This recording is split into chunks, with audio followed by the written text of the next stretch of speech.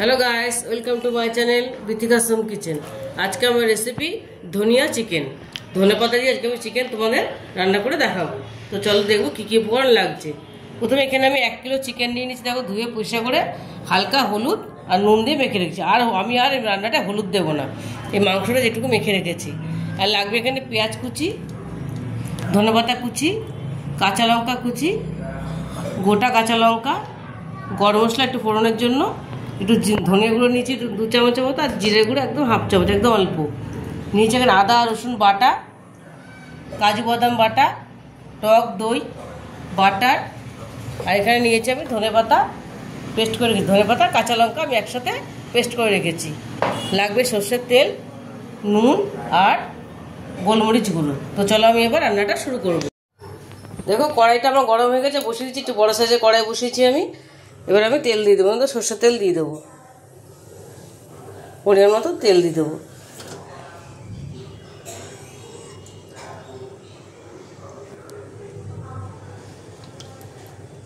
দেখো তেলটা আমার মোটামুটি গরম হয়ে গেছে, কড়াইটা খুব গরম হয়ে গেছিলো। এবার এর মধ্যে আমি গোটা গরম মশলাটা দিয়ে দেবো, গোটা গরম মশলাটা দেবো।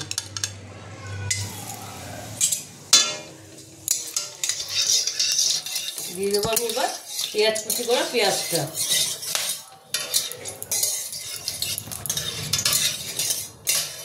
কুচিয়ে কোচানো পেঁয়াজটা দিয়ে দেবো।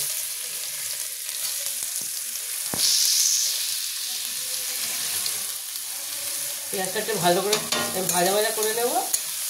তো পেঁয়াজটা আমার হালকা ভাজা হয়ে গেছে। এর মধ্যে আমি আদা রসুনটা দিয়ে দেবো, আদা রসুন বাটাটা দিয়ে দেবো।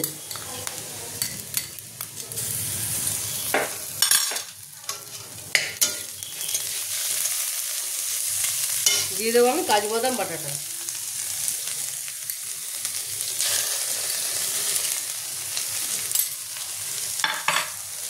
দিয়ে দেবো কাঁচা লঙ্কা কুচিটা, আর একটু ধনেপাতা কুচিটা।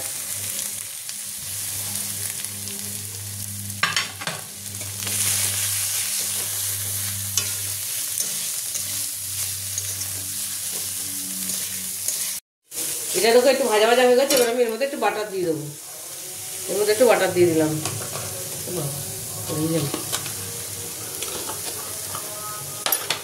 বাটার দিয়ে দিলে এবার আমি এর মধ্যে চিকেনটা দিয়ে দেবো।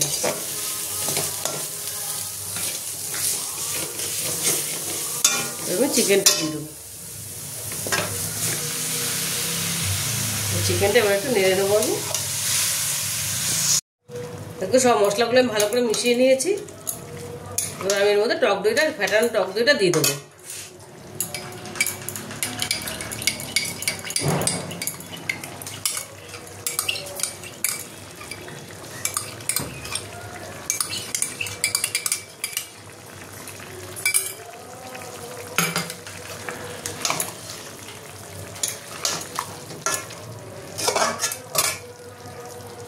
একটু ভালো করে আমি এটা মিশিয়ে নেব। আমি এটা ভালো করে নেড়ে দিয়েছি। এবার আমি এবার নুন দিয়ে দেবো। আমাদের পরিমাণ মতো নুন দিয়ে দিলাম।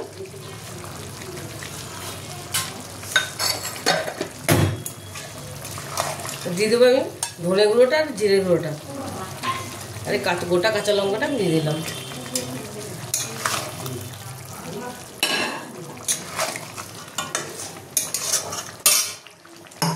দিয়ে দেবো গোলমরিচের গুঁড়োটা।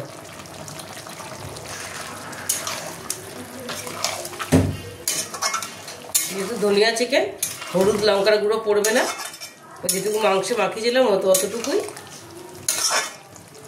তাহলে কালারটা আসবে না। খেতে ভীষণই ভালো লাগে, এটা খুবই টেস্টফুল হয়। এটা আমি একটু ঢেকে দেবো। দেখো মাংসটা অনেকটা কষা হয়ে গেছে। আমি এখানে একটা আলু দিয়েছি। আমার দিদির মেয়ে এসছে, খুব আলু ভালোবাসে। এটা আলু যায় না, তো আমি একটা আলু দিয়েছি এর মধ্যে, ও আলু ভালোবাসে বলে।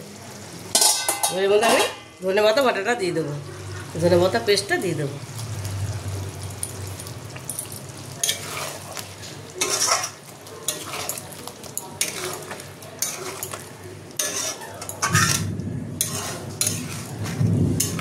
আমাদের এখানে খুব বৃষ্টি হয়ে গেছে এখন। এবার আমি এটা একটু ঢেকে দেবো। দেখো মাংসটা আমার মোটামুটি হয়ে এসছে। এটা কষা কষা এরকম রাখবো, খেতে খুব ভালো লাগে। তোমরা যদি গ্রেভি রাখতে চাও একটু গ্রেভি রাখতে পারো। আমি ওদের একটুখানি মিষ্টি দিয়ে দেবো, একটুখানি সামান্য একটু চিনি দিয়ে দেবো ব্যালেন্সের জন্য। এটা মোটামুটি হয়ে গেছে। দেখো মাংসটা আমার পুরো সেদ্ধ হয়ে গেছে, একদম সুন্দর সেদ্ধ হয়ে গেছে, খেতে ভীষণই ভালো লাগে, দারুণ টেস্টি হয়। এবার এর মধ্যে আমি আরেকটুখানি আমি বাটার দিয়ে দেবো, টেস্টটা আরও বেড়ে যাবে, দারুণ লাগবে খেতে। তোমরা দিয়ে দেখবে। একটু বেশি করে বাটার দিলাম।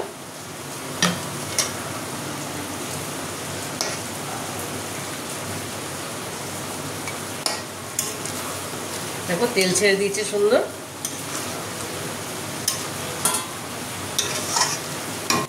এটা আমি গ্যাসটা বন্ধ করে কিছুক্ষণ ঢেকে রেখে তারপর আমি প্লেটিং করবো। এবার এটা রান্নাটা মোটামুটি কমপ্লিট হয়ে গেছে আমার।